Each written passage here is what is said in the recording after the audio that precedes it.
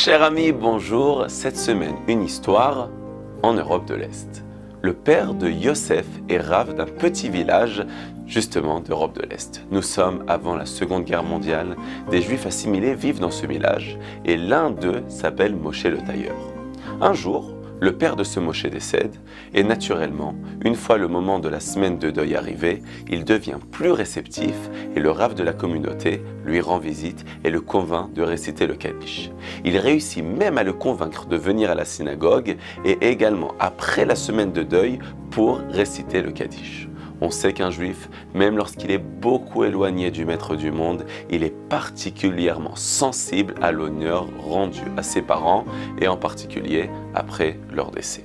Moshe, le tailleur, vient à la synagogue et le Rav lui met du baume au cœur. Au point qu'il devient respectueux de la Torah et des mitzvot, Moshe, le tailleur, a acquis un renom. C'est un exemple dans tout le village. Si quelqu'un ose parler à la synagogue pendant le Kaddish, Moshe le réprimande. Et si quelqu'un ne parle pas convenablement, Moshe le reprend.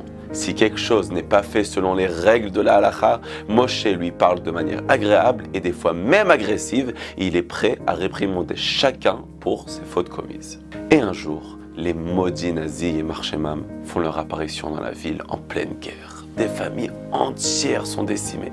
Par miracle, Yosef, le fils du Rav, survit à l'horreur nazie. Mais il est extrêmement malade et il est transporté en Suisse où il est conduit dans une maison de convalescence, perché tout en haut d'une montagne.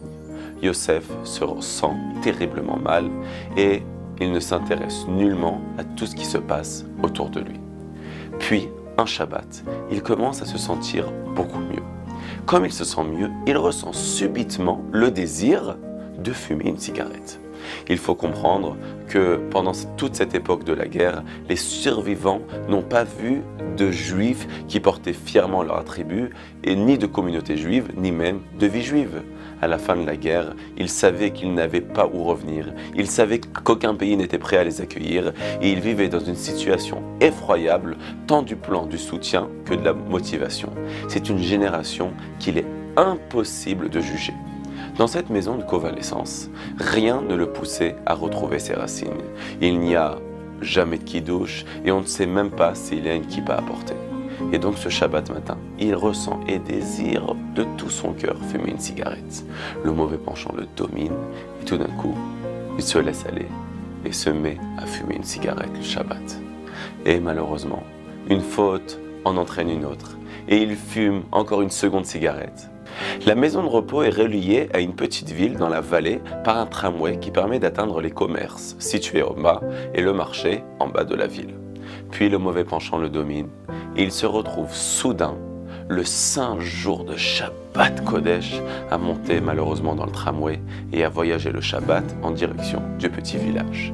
Il arrive en bas, il regarde par la fenêtre du tramway et il distingue tout d'un coup un homme debout dans le marché. Ni plus ni moins que Moshe le tailleur. Moshe le tailleur est debout, il est là, il le regarde. Moshe est au marché et en un instant, il l'aperçoit.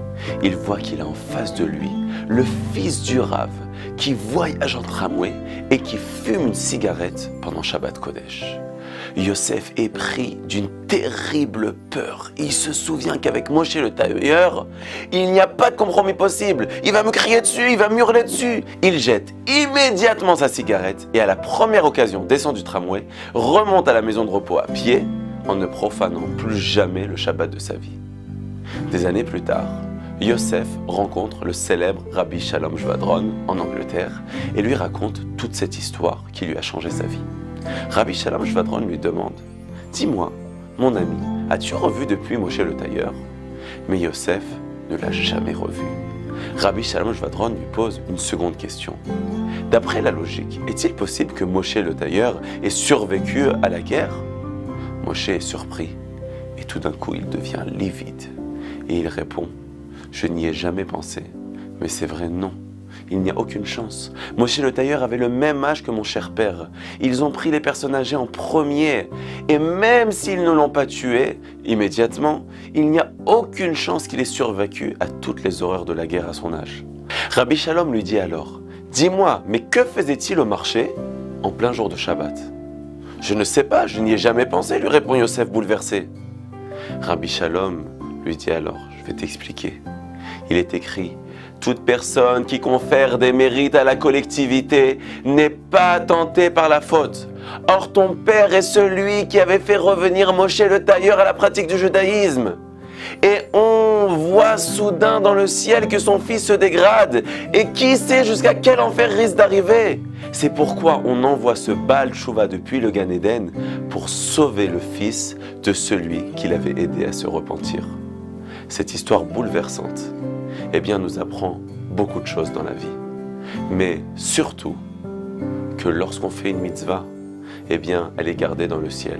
Et en particulier ce Rav, qui s'était donné corps et âme pour amener Moshe le tailleur à la Torah, eh bien Hachem lui a gardé son mérite pour toujours, et Hachem a même envoyé un envoyé du ciel pour qu'il puisse revenir à la Teshuvah et ramener son propre fils à la Torah. Car chaque mitzvah est gardée dans le ciel. Yeh Ratzon qu'on puisse toujours respecter la Torah et les mitzvot. Amen.